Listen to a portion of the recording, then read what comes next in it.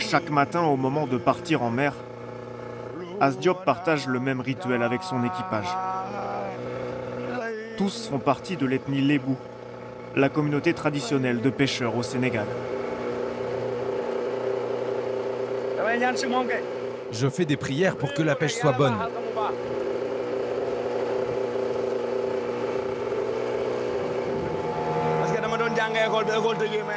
Quand j'étais petit, je partais à la pêche avec mes grands frères pendant les vacances. On allait en mer ensemble. Et à la rentrée, je retournais à l'école.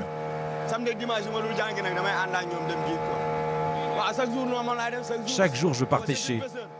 Quand tu es pêcheur, il n'y a pas de samedi ni de dimanche. C'est tous les jours. Tous les jours.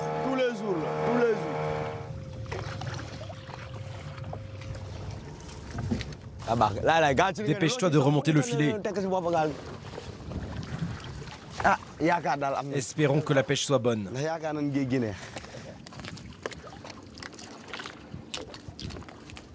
Des sardinelles, des chinchards et quelques rougets sont attrapés. Mais comme d'habitude, la pêche est décevante. En retirant le coût du carburant, chaque pêcheur va gagner l'équivalent de 2 € seulement aujourd'hui. À peine de quoi se payer à manger pour la journée. Dans les années 90, il y avait bien plus de poissons. Tu allais en mer et tu gagnais 150, 200 €. Mais actuellement, rien que pour gagner 15 €, c'est très difficile. Et encore, si tu arrives à gagner 15 €, tu dois les partager avec tout l'équipage. Tu te maries, tu as des enfants, tu es toujours à la charge de tes parents. Mieux vaut mourir que de vivre cette vie-là. J'ai pris ma décision. À la prochaine opportunité de quitter le pays, je pars. Si je vois une pirogue, je m'en vais. Je suis prêt.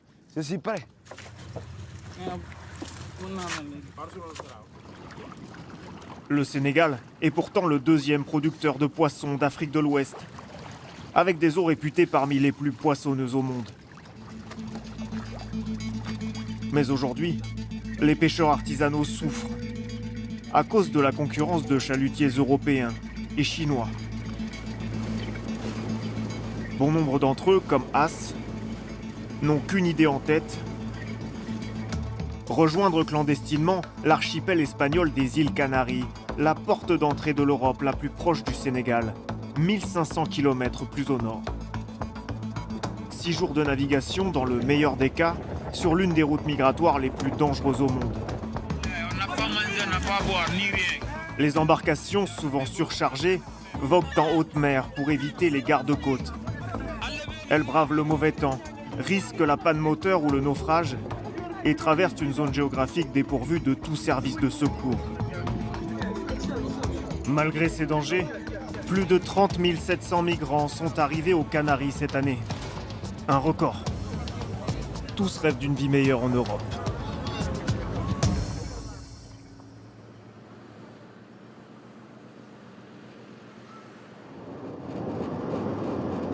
Cet espoir, Mustapha Diouf aussi l'a eu. Cet ancien pêcheur a failli périr en mer en 2006 en tentant la traversée vers l'Espagne. 11 de ses compagnons de pirogue sont morts de soif ou de fatigue. Un traumatisme qui a suscité en lui une prise de conscience. Aujourd'hui, il consacre sa vie à lutter contre ces départs de pêcheurs. On m'a signalé qu'il y a un départ, un pirogue. C'est des jeunes pêcheurs. Bon, il y a quelques personnes qui ne font pas la pêche, mais la majeure partie fait la pêche. J'ai voulu que le monde entier connaisse ce qui se passe, que les gens comprennent que les pirogues n'ont pas s'arrêter. Il est 4 h du matin. Mustapha nous emmène à Tiaroy-sur-Mer, le village de pêcheurs où il est né, pour assister à une scène qui se répète sur les côtes de tout le pays. Sur la plage, des jeunes préparent leur pirogue, mais ils ne partent pas pour pêcher.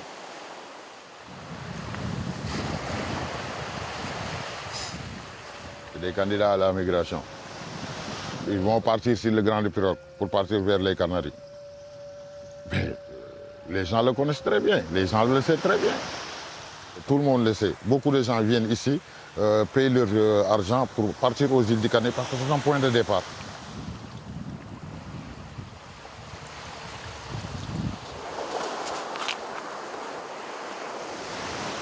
Da ngeen def ça va yéen a ngi si jaww man bu ma sañoon da ngeen di am. comprends nga parce que ngeen jóge fii di dugg ci géej gi man du lu ma gënal yàlla na leen yàlla yóbbu ci jàmm.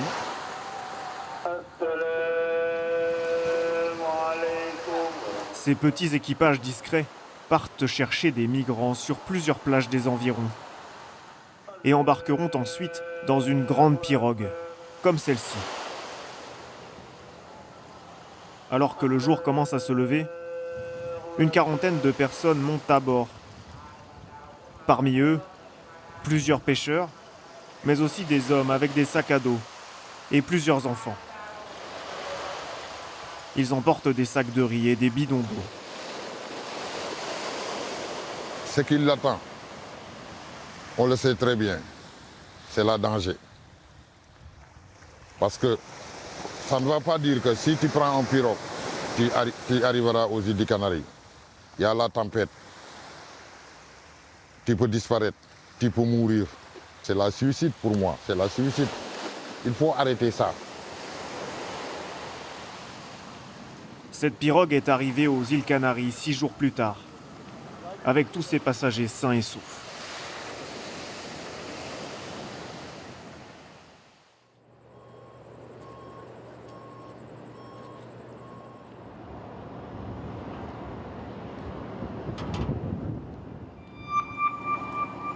Pourtant, beaucoup n'arrivent pas à destination. Ce patrouilleur de la marine sénégalaise rentre au port de Dakar avec 416 migrants à bord. Il a intercepté 2 pirogues surchargées.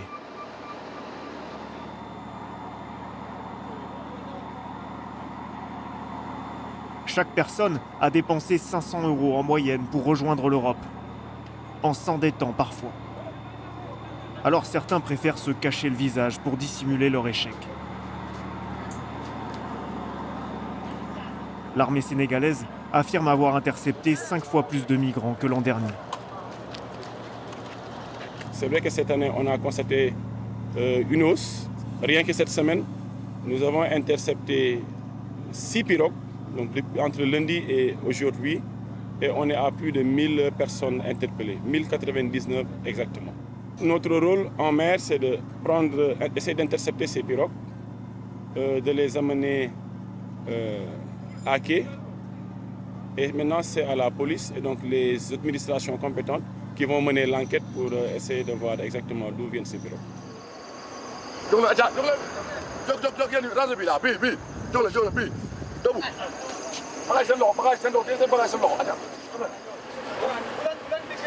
Les policiers vont auditionner ces candidats à l'émigration au commissariat pour déterminer qui sont les organisateurs.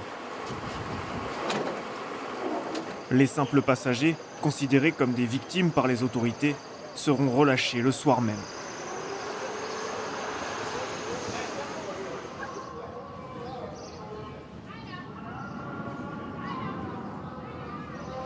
Les passeurs, quant à eux, encourent jusqu'à 10 ans de prison, mais sont attirés par l'appât du gain. Au Sénégal, ce sont les pêcheurs qui gèrent le trafic de migrants, en petits réseaux informels. C'est le cas de cet homme d'une quarantaine d'années qui nous a donné rendez-vous sur un toit, à l'abri des regards. Il accepte de parler uniquement sous couvert d'anonymat, car il a déjà envoyé 2 pirogues de 90 migrants vers les Canaries. Une opportunité, selon lui, de compléter ses revenus. Le rendement de la pêche diminue de plus en plus. On ne trouve presque plus rien. Le matin, tes enfants sont là, tu n'as rien à leur donner pour qu'ils mangent, tu n'y arrives pas. C'est très difficile pour nous. Très très difficile. Ce sont ces difficultés qui nous poussent à prendre ce risque de devenir passeurs. Nous sommes entre 10 et 15 personnes et chacun a un rôle. Je m'occupe d'acheter la pirogue. Lorsque j'ai trouvé une pirogue, je cherche un moteur. Un autre s'occupe d'acheter du carburant. Un autre des réserves de nourriture jusqu'à ce que tout soit réuni. Je peux demander à un de mes gars de ramener 40 clients. Et à un autre de ramener 25 clients, par exemple.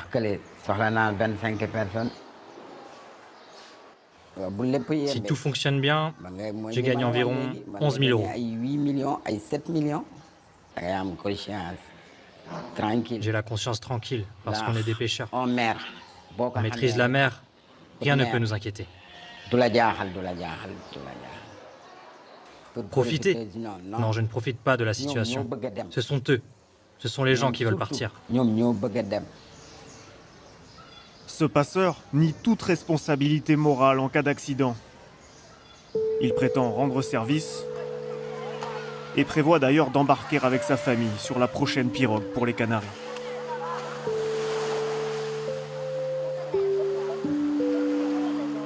Il y a encore une dizaine d'années, une personne sur 5 vivait de la pêche artisanale au Sénégal.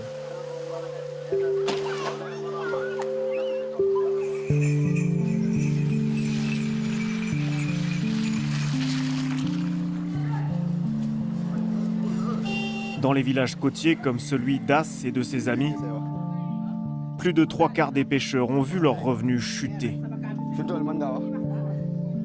Ici, le sujet de discussion principal n'est plus la pêche, mais comment réunir l'argent pour partir. Pour que les jeunes partent, leurs mamans vendent leurs bijoux, leurs objets de valeur. D'autres vont aux prêteurs sur gage pour pouvoir partir. Moi, si mon fils me dit qu'il veut partir, alors je l'encourage. Je veux que tout le monde parte d'ici. Vous voyez ces jeunes, ils sont comme mes enfants. S'ils partent, moi aussi j'en bénéficierai. As a déjà rejoint à 2 reprises les îles Canaries clandestinement, avant de se faire expulser à chaque fois. Malgré ses échecs, il reste déterminé à partir.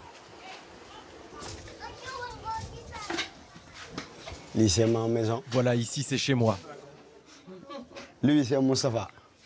Lui, c'est Mustapha, c'est mon fils. Voici ma femme. Et elle, c'est ma fille, Awa. C'est bientôt l'heure du déjeuner.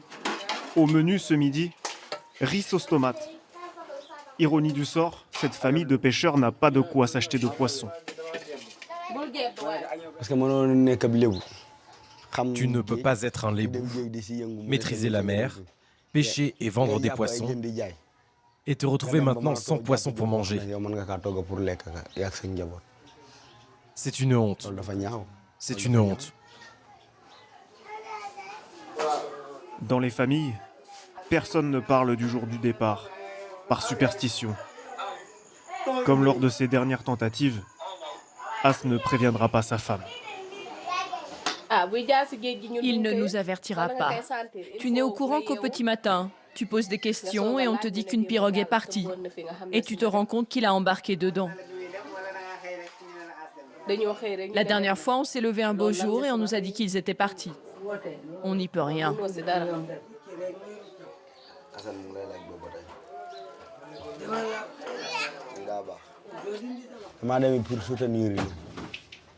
Je pars parce que je veux les aider. Si je réussis à aller en Espagne, que je trouve un travail et que je gagne de l'argent, j'enverrai mes enfants dans les bonnes écoles à l'étranger. Je veux qu'ils aient un avenir meilleur. C'est ça mon rêve. Donc les laisser ici pour partir travailler, ce n'est pas une honte. Je le fais pour eux.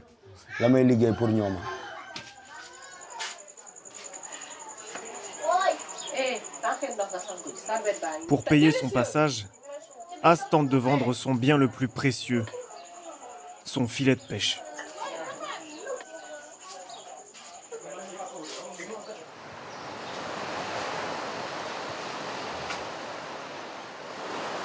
Pour comprendre pourquoi il y a de moins en moins de poissons dans les eaux sénégalaises, il faut suivre Abdoulaye Ndiaye, le responsable de la campagne Océan de l'ONG Greenpeace.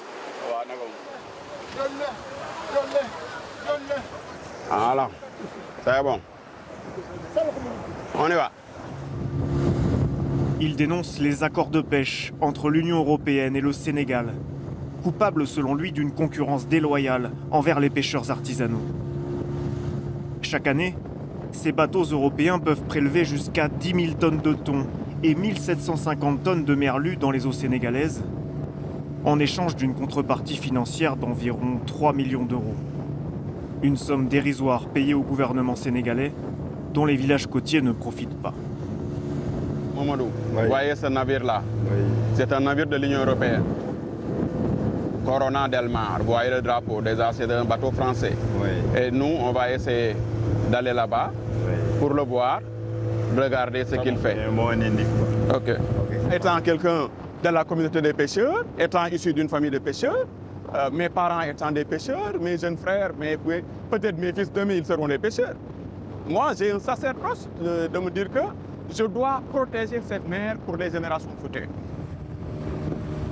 Après 1h30 de navigation, il localise ce thonier. La loi sénégalaise interdit à ce type de navire de pêcher à moins de 6000 nautiques des côtes, soit 10 km, pour préserver la pêche artisanale. Mais cette règle est souvent enfreinte. Ce qu'il faut, c'est d'avoir l'image de ce navire qui soit ensemble avec ses relevés GPS. Donc dès que tu as ça, tu prends la photo comme ça et rack. Personne ne pourra dire que le bateau n'a pas été là. Si ce bateau pêchait en dessous des zones des 6 miles, il est en infraction. C'est nous qui devons tout faire pour que ces informations-là puissent arriver aux autorités compétentes. Ce chalutier français n'est pas en train de pêcher. Il n'y a donc rien d'illégal. Les militants de Greenpeace n'enverront pas leurs photos aux autorités cette fois. Mais ils trouvent tout de même sa position proche des côtes suspecte. Et voilà. Il y a une formation, il y a une formation. Dès qu'ils voient des pêcheurs s'agiter un peu autour des bateaux, ils ont des craintes. C'est du pillage des Européens, c'est du bradage des Africains. Nos gouvernements bradent les ressources qui sont destinées à leur population. Les Européens viennent piller les ressources sénégalaises pour l'amener pour eux et laisser nos enfants dans une situation d'extrême pauvreté. Ce qui pousse certains de nos fils aujourd'hui à prendre les pirogues et se dire nous allons sortir de ce pays pour aller trouver des choses meilleures ailleurs. Donc ils ne peuvent pas prendre nos poissons et après nous dire non, vous, il faut que vous reteniez vos enfants. Vous ne voulez pas de nos enfants chez vous, mais vous voulez de notre poisson chez vous. Soyons raisonnables. L'autre principale cause de la chute des réserves de poissons, ce sont ces chalutiers chinois. Au retour près du port, Abdoulaye nous montre ces mastodontes de 40 mètres de long, capables de pêcher 30 fois plus qu'une pirogue traditionnelle. Les plus gros peuvent capturer jusqu'à 60 tonnes de poissons en 20 minutes et raclent les fonds marins sans distinction. Pourtant, aucun accord de pêche n'existe entre Dakar et Pékin. Ces navires utilisent des prête-noms locaux pour obtenir des licences de pêche sénégalaises. Un stratagème très répandu.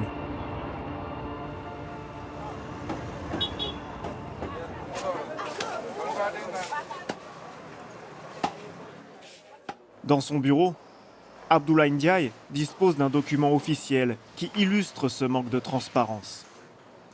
Il s'agit d'une licence de pêche attribuée le 18 juillet dernier à un chalutier chinois. Le ministre de tutelle s'était pourtant publiquement engagé à ne plus attribuer ce type d'autorisation. Mais ce document a fuité. C'est une licence d'un nom complètement chinoise. Ce bateau a demandé une licence sur une pêcherie qui est surexploitée. C'est pourquoi je dis que la responsabilité principale, c'est de la responsabilité de l'État du Sénégal. C'est à eux de se dire, nous devons gérer durablement ces pêcheries, nous ne devons pas donner des licences n'importe comment. Greenpeace ainsi que toutes les autres organisations de pêche du Sénégal, depuis plus de 5 ans, demandent à l'État du Sénégal de publier le listing des navires de pêche industriels autorisés à pêcher au Sénégal. Le Sénégal ne l'a jamais publié. Pourquoi il ne veut pas le publier? Parce qu'il ne veut pas que les gens découvrent le nombre de bateaux qu'il a fait entrer dans cette pêcherie. Est-ce qu'il y a corruption ou non? Je ne saurais le dire. Je ne suis pas dans le secret de ce qui signe et de ce qui ne signe pas. Mais ce qui est sûr, c'est qu'il y a un bradage des ressources halieutiques sénégalais, que ce soit dans le cadre des accords, que ce soit dans le cadre des licences. Au Sénégal, le sujet est sensible. Malgré nos relances, ni le ministère de la Pêche sénégalais, ni la délégation de l'Union européenne dans le pays n'ont donné suite à nos demandes d'interview.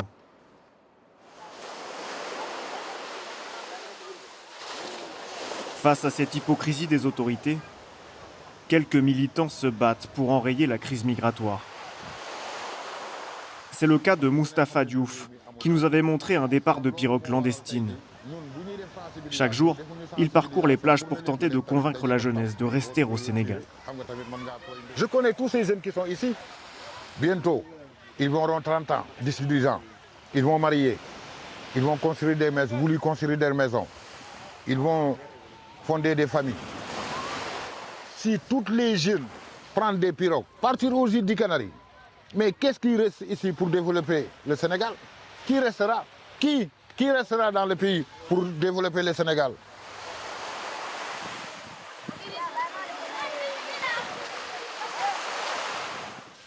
Prenez place. Venez les gars.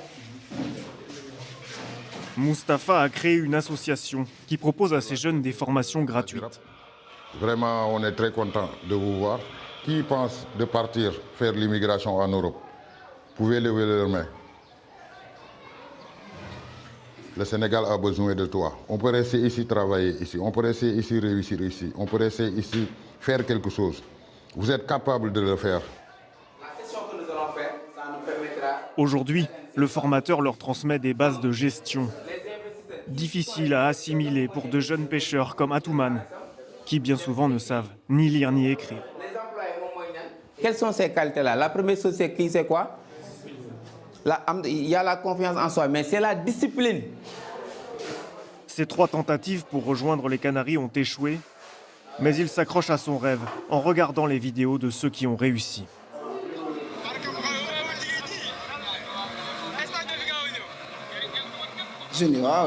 C'est ça l'avenir des jeunes. La moitié de mes amis sont partis. Tant que je vis, je ne me découragerai jamais. Même si je me fais refouler une 4e fois, je tenterai une 5e fois. Depuis tout petit, j'ai toujours travaillé en mer. Je ne suis jamais allé à l'école.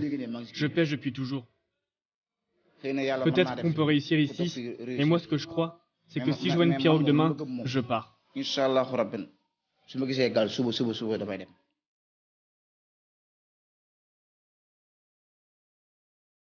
Ces 5 dernières années, plus de 7000 personnes seraient mortes pendant la traversée entre le Sénégal et les îles Canaries. La majeure partie de ceux qui arrivent sur l'archipel espagnol est transférée dans des centres de rétention en Espagne continentale. Là-bas, leurs demandes d'asile sont la plupart du temps refusées. Ils deviennent alors des sans-papiers, sous la menace d'une expulsion vers leur pays d'origine.